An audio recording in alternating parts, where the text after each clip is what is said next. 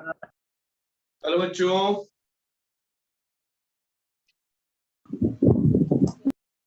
तो आज हम लोग पॉइंट ऑफ फैक्टर के न्यूमेरिकल्स करने वाले हैं।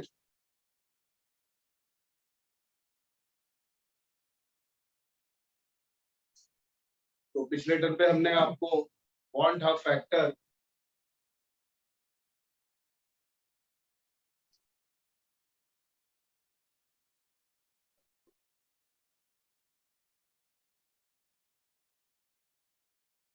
आई के बारे में पढ़ाया था, तो थोड़ा सा रिवाइज करा देता हूँ। ये जो पॉइंट ऑफ फैक्टर आई होता है, ये एक्सपेरिमेंटल कॉलिगेटिव प्रॉपर्टी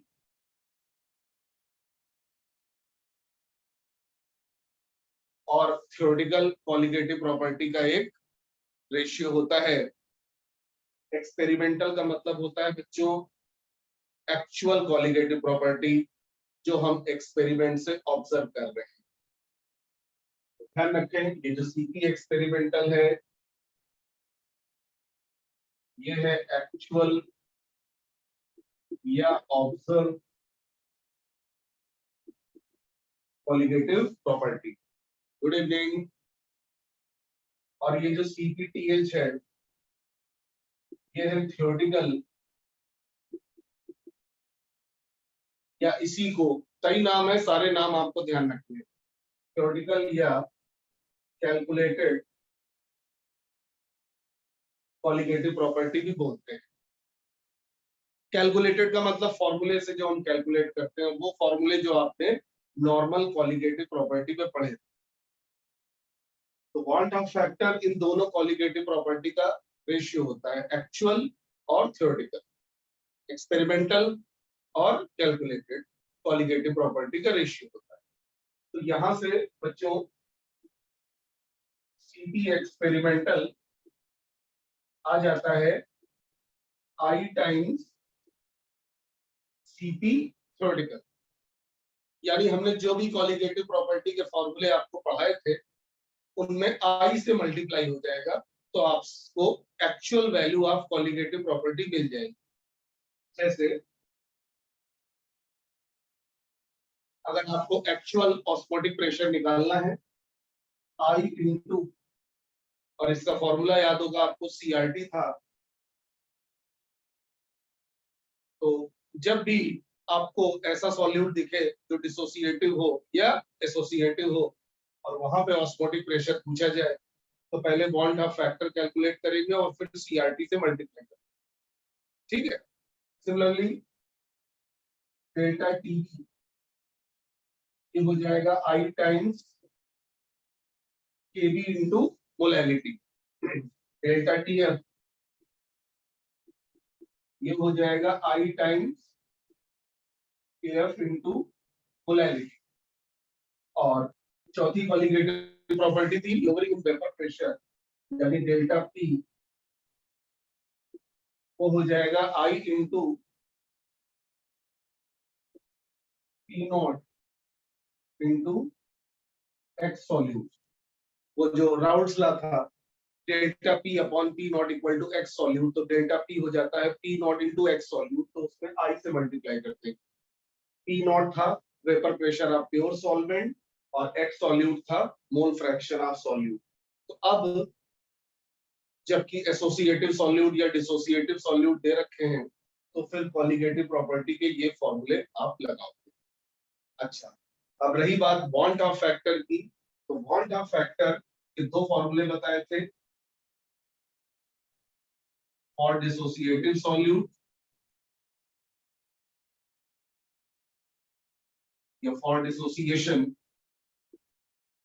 आई का फॉर्मूला था 1 minus alpha plus x alpha plus y alpha, जहां पे एक्स था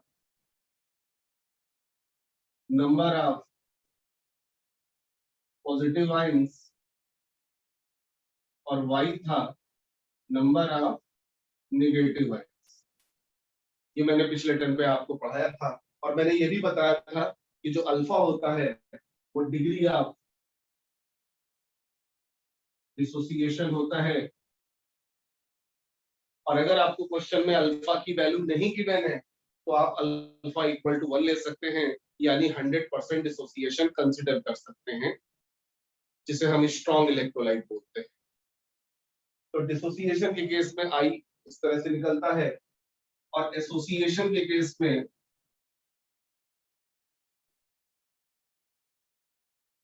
आई का फॉर्मूला था 1 minus alpha plus alpha by n, जहां पे एन होता है जितने नंबर आप मॉलिक्यूल एसोसिएट हो रहे हैं। जैसे अगर 2 मॉलिक्यूल एसोसिएट हो रहे हैं जिसे हम डाइमराइजेशन कहते हैं, तो वहां पे एन की वैल्यू 2 रख देते हैं, और ज्यादातर क्वेश्चन डाइमराइजेशन पे ही आता है। तो फॉर एन इक्वल टू 2 तो आई आ जाएगा 1 माइनस अल्फा बाई 2। तो ये है वांट ऑफ फैक्टर का फॉर्मूला एसोसिएटिव सॉल्यूट के लिए, ये है वांट ऑफ फैक्टर का फॉर्मूला डिसोसिएटिव सॉल्यूट के लिए। अल्फा यहाँ पे डिग्री ऑफ एसोसिएशन बोली जाएगी।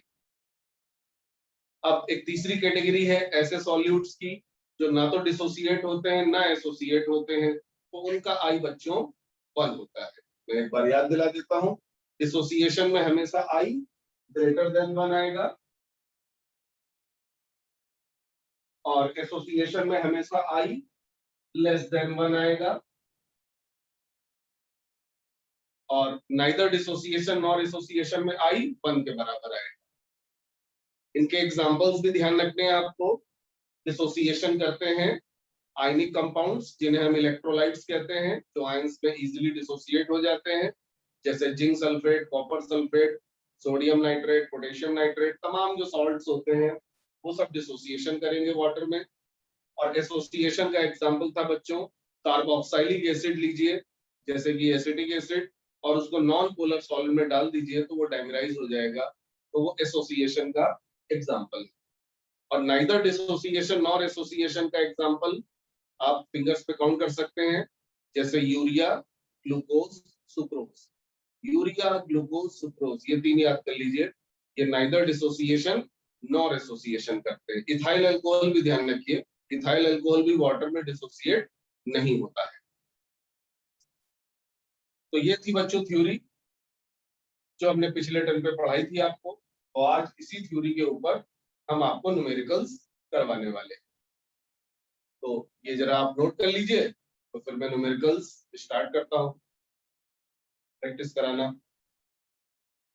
और एक बात मैं आपको और याद दिलाऊंगा, क्वांट हाफ फैक्टर का एक फॉर्मूला बच्चों और होता है मॉलिक्यूलर वेट के टर्म्स पे, theoretical molecular weight upon experimental यानी actual molecular weight. Molecular weight भी बच्चों बदल जाता है। एसोसिएशन करेंगे तो मॉलिक्यूलर वेट कम हो जाता है, अभी तो आई ग्रेटर देन 1 आएगा, और एसोसिएशन करते हैं तो मॉलिक्यूलर वेट बढ़ जाता है, तो इससे आई 1 से कम हो जाता है। आई के बच्चों 2 फॉर्मूले हैं, एक मॉलिक्यूलर वेट के टर्म्स पे और एक कॉलिगेटिव प्रॉपर्टी के टर्म्स पे। बोलो बच्चों, इतना समझ में आया?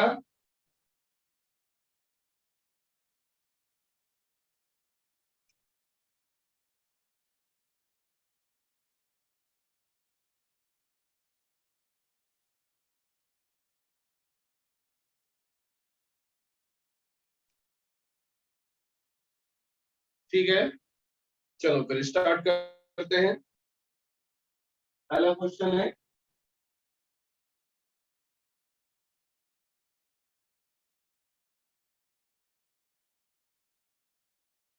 First question, a decimolar solution of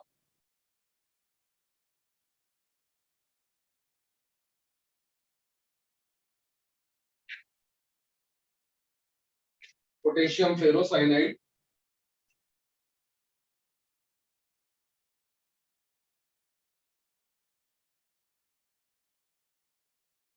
is 50% dissociated at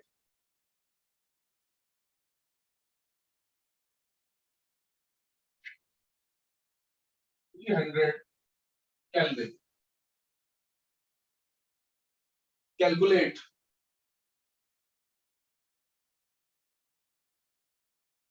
osmotic pressure, OP मतलब osmotic pressure of this solution.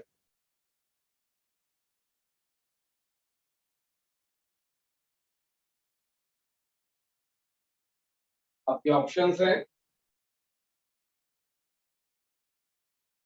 3.65 atmosphere, 7.38 atmosphere, 4.85 atmosphere,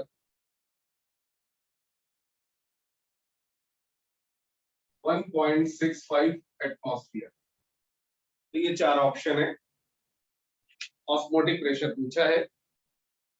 अब बच्चों जैसे ही आप देखेंगे यहाँ पे हमने एक सॉल्ट ले रखा है, पोटेशियम फेरोसाइनाइड, और सॉल्ट हमेशा वाटर में डिसोसिएटिव नेचर पजेस करते हैं। तुरंत आपको समझ में आ जाना चाहिए कि ये क्वेश्चन नॉर्मल नहीं बल्कि एबनॉर्मल क्वालिटेटिव प्रॉपर्टी का है, और हमें इसमें बॉन्ड ऑफ फैक्टर कैलकुलेट करना है। सबसे पहले आप बॉन्ड ऑफ फैक्टर बताएं पोटेशियम फेरोसाइनाइड का कितना होगा। फॉर्मूला लगाइए और बताइए पोटेशियम फेरोसाइनाइड, तो जब हम वाटर में डाल के सॉल्यूशन बनाएंगे तो आप देखिए नंबर ऑफ पॉजिटिव आयन 4 मिलेंगे और नंबर ऑफ नेगेटिव आयन 1 मिलेगा,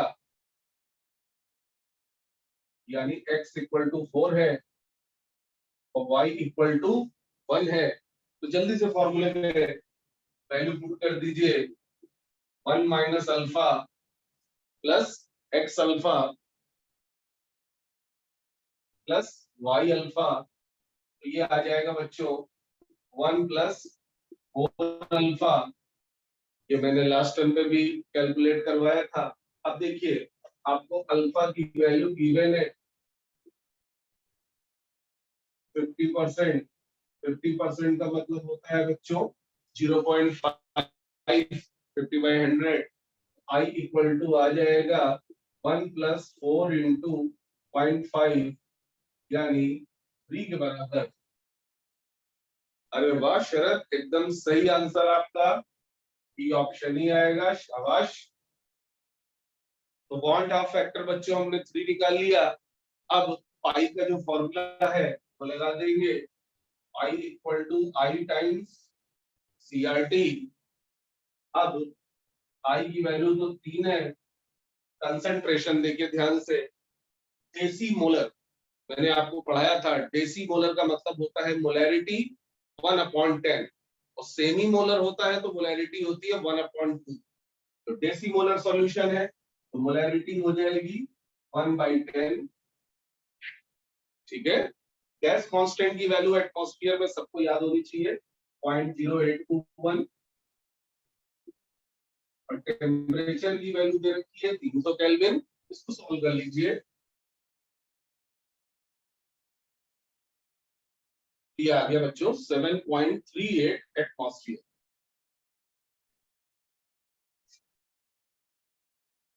बोलो बच्चों समझ में आया?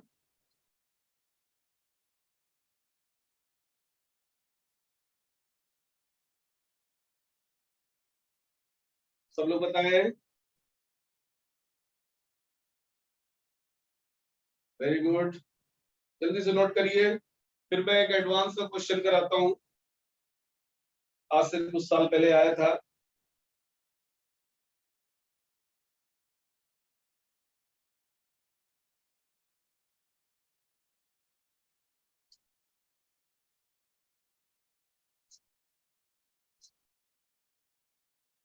चलिए नोट करिए।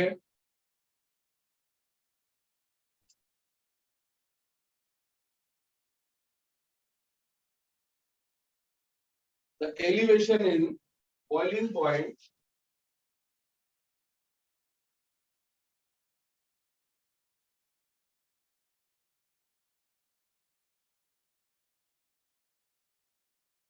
The elevation in boiling point for 13.44 gram of cupric chloride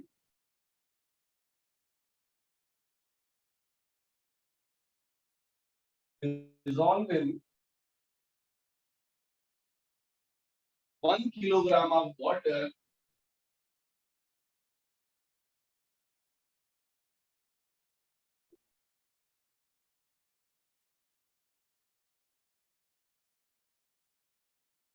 will be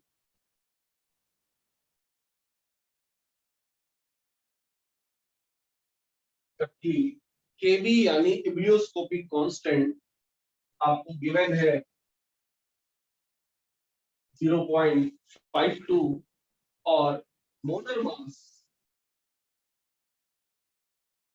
यानी m डैश क्यूप्रिक का गिवन है 134.4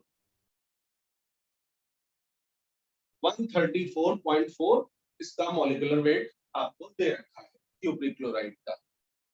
ये एडवांस में क्वेश्चन आया था आज से कुछ साल पहले और यहाँ पे ऑप्शंस हैं।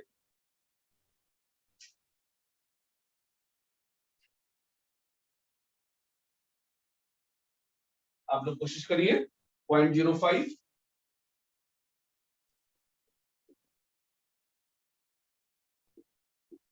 डी ऑप्शन है 0.10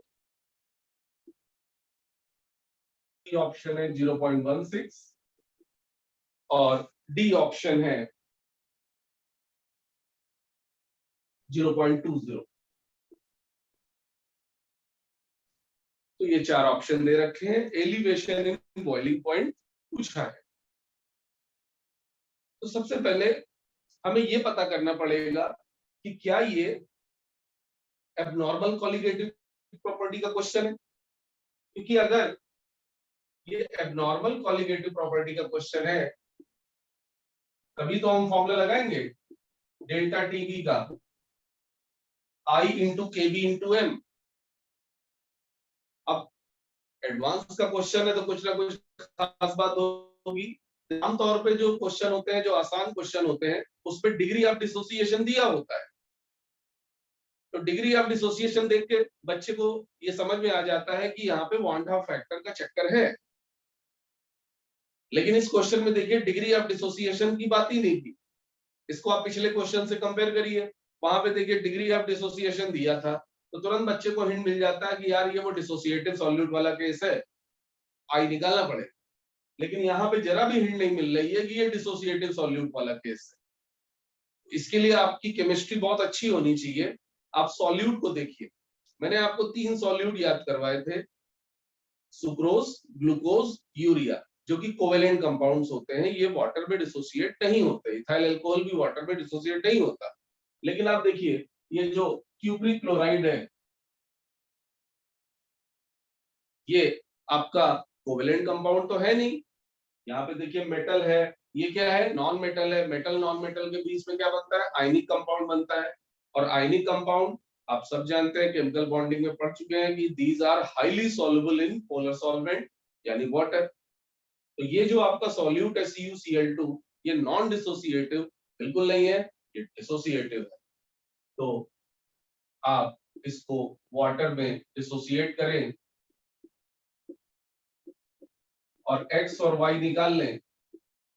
x था नंबर ऑफ पॉजिटिव आयन 1 मिला और y था नंबर ऑफ नेगेटिव आयन 2 मिला। जल्दी से I निकाल ले, 1 minus alpha plus x alpha plus y alpha, ये फॉर्मूला था। तो ये आ जाएगा 1 प्लस 2 अल्फा। अब सोचने वाली बात है कि इस क्वेश्चन में अल्फा तो दिया ही नहीं है। तो आपको याद होगा मैंने पहले ही बता रखा था, अगर क्वेश्चन में अल्फा ना दिया हो और सॉल्यूट डिसोसिएटिव हो तो समझ जाइएगा वो नॉर्मल इलेक्ट्रोलाइट नहीं है, वो स्ट्रॉन्ग इलेक्ट्रोलाइट है जिसका अल्फा आपको 1 लेना है, यानी 100%। Assuming अल्फा इक्वल टू 1 आई आ जाएगा 1+2 यानी 3। तो हमने वन ऑफ फैक्टर निकाल लिया। अब आप आराम से ये फॉर्मूला लगा दीजिए और सॉल्व कर लीजिए। आई की वैल्यू 3, केवी की वैल्यू देखिए 0.52 है। मोलैलिटी आपको बहुत पढ़ाई है, मोलैलिटी का फॉर्मूला सबको याद होना चाहिए। मोलैलिटी का फॉर्मूला होता है वेट ऑफ सॉल्यूट। कहाँ है weight of solute? 13.44 upon molecular weight of solute 134.4 और अपॉन में ही weight of solvent. Aditya Gupta का आंसर सी आ रहा है, एकदम सही जवाब, एकदम सही जवाब। अपॉन में मॉलिक्यूलर वेट ऑफ सॉल्वेंट आएगा लेकिन ग्राम में। कितना है molecular weight of solvent? 1 kg यानी 1000 ग्राम इंटू 1000। याद करिए फ्लो में मोलैलिटी का फॉर्मूला था W/m dash into capital W into 1000। तो हमने वही फॉर्मूला लगा दिया। अब इसको आप सॉल्व कर लीजिए, बहुत कैलकुलेशन इजी है, वेरी इजी कैलकुलेशन। तो यहां से डेल्टा टी अप्रोक्सीमेटली 0.16 के बराबर आएगा, यानी आंसर सी ऑप्शन है। बच्चों समझ में आए हैं question?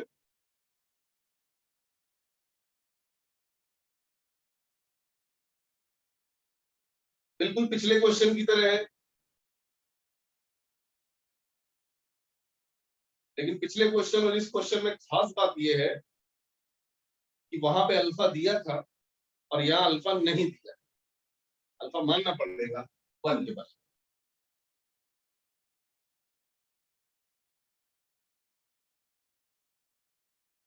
Okay,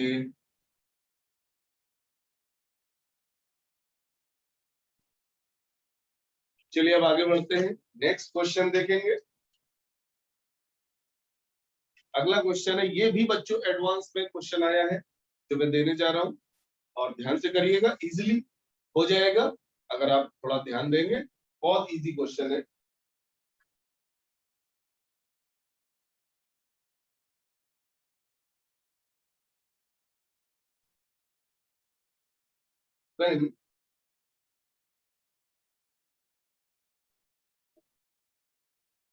When 20 gram of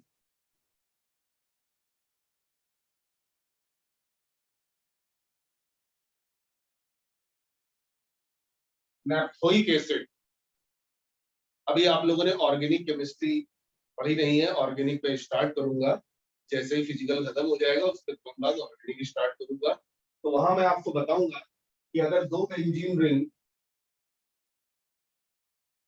ऐसे जोड़ दें तो इसे हम लोग नेप्थलीन कहते हैं, नेप्थलीन।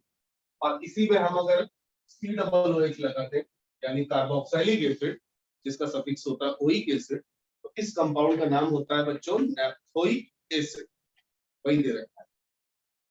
तो बोला जा रहा है when 20 gram of naphthoic acid, formula given है C11H8O2 is dissolved in 50 gram benzene,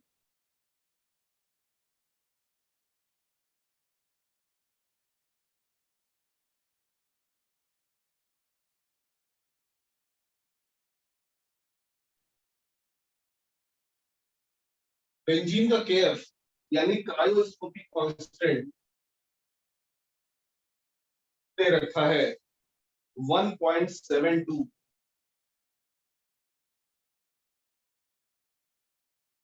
तो कहा जा रहा है A freezing point depression of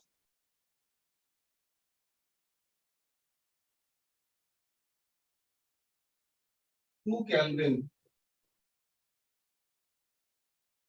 is observe. Observe का मतलब ये एक्सपेरिमेंटल वैल्यू है क्वालिटेटिव प्रॉपर्टी की, और क्वालिटेटिव प्रॉपर्टी का नाम है depression in freezing point.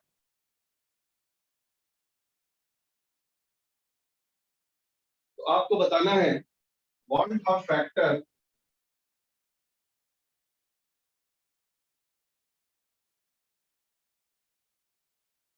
Is, तो फिर इस सॉल्यूट का वांट हाफ फैक्टर बताइए कितना होगा? 0.5, 1, 2 या 3?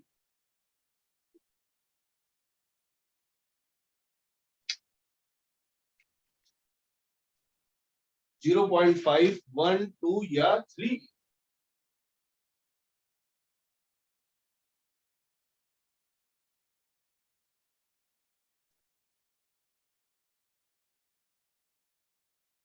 अगर हम लोग इसको कन्वेंशनल मेथड से करेंगे,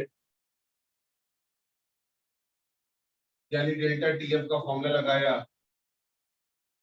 आई इंटू के एफ इंटू एम, और डेल्टा टीएफ की वैल्यू पुट करी 2 केल्विन, आई के एफ है 1.72, और मोलैलिटी निकाली 20 अपॉन एम डैश, फॉर्मूला दे रखा है एस, इसका निकालिए तो ये आ जाएगा 12 into 11 plus 1 into 8। Yes, option A Sharad एकदम सही जवाब, ऑप्शन ए। तो मॉलिक्यूलर वेट जब आप सब जोड़ जोड़ के निकालोगे तो 172 आएगा, और कैपिटल डब्ल्यू देखो दे रखा है 50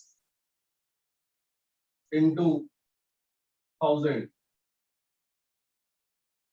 तो इसको आप जरा सॉल्व करिए, सॉल्व करिए सब लोग इसको। बोलो नवनीत, क्या आंसर आ रहा है? नवनीत, अनिमेश बताएं, Diyanshi Gupta, Astha Mishra. Yes, A option.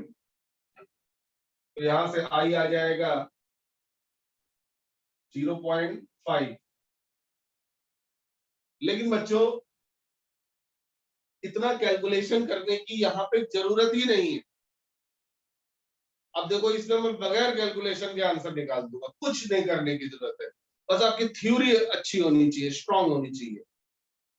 मैंने आप लोगों को कल भी पढ़ाया था, आज भी पढ़ाया, मतलब कल का मतलब पिछले ट्रिप में पढ़ाया था और आज भी पढ़ाया, कि जो कार्बोक्सिलिक एसिड होते हैं वो नॉन पोलर सॉल्वेंट में डाइमराइज होते हैं, एसोसिएशन करते हैं।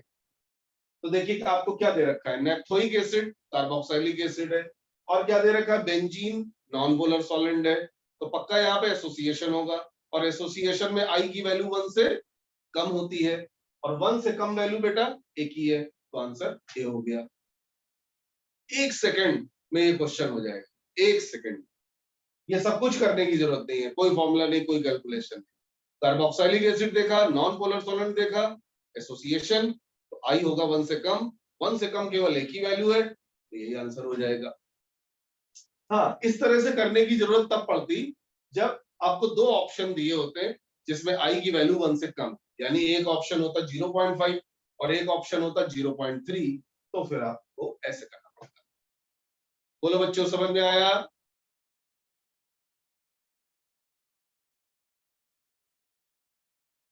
जल्दी बताएं।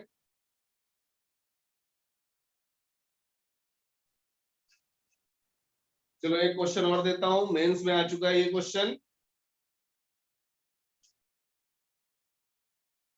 चलिए करिए।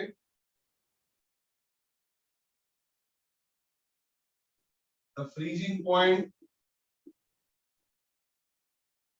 इन डिग्री सेंटीग्रेड, ये बच्चों मैंने डिग्री सेंटीग्रेड बनाया है, of A solution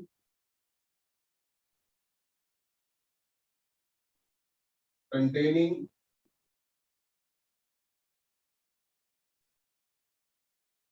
0.1 gram of K3 FeCN6। ये बच्चों पोटेशियम फेरी साइनाइड कहलाता है, ये भी सॉल्ट होता है। इसका मोलर मास दे रखा है 329, 329 इन 100 ग्राम वाटर।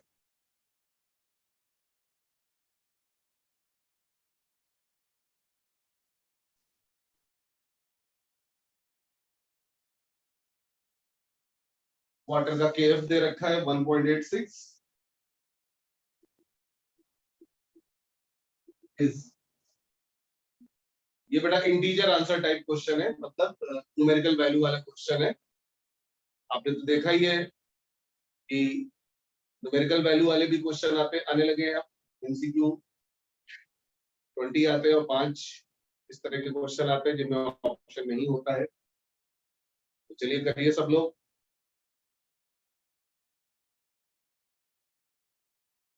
तो बताइए कितना फ्रीजिंग पॉइंट आएगा सेंटीग्रेड में।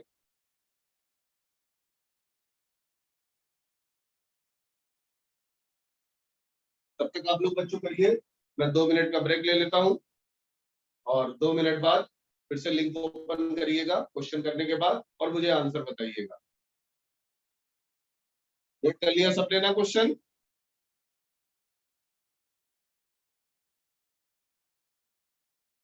डिप्रेशन इन फ्रीजिंग पॉइंट के ऊपर क्वेश्चन है, लेकिन बच्चों डेल्टा टीएफ नहीं पूछा है, फ्रीजिंग पॉइंट पूछा है। तो डेल्टा टीएफ पहले निकालना, उससे फ्रीजिंग पॉइंट है। सॉल्यूट का वेट दे रखा है, सॉल्वेंट का वेट दे रखा है, मॉलिक्यूलर वेट दे रखा है केएफ। ठीक है, 2 मिनट बाद मीटिंग को फिर से ज्वाइन करिएगा।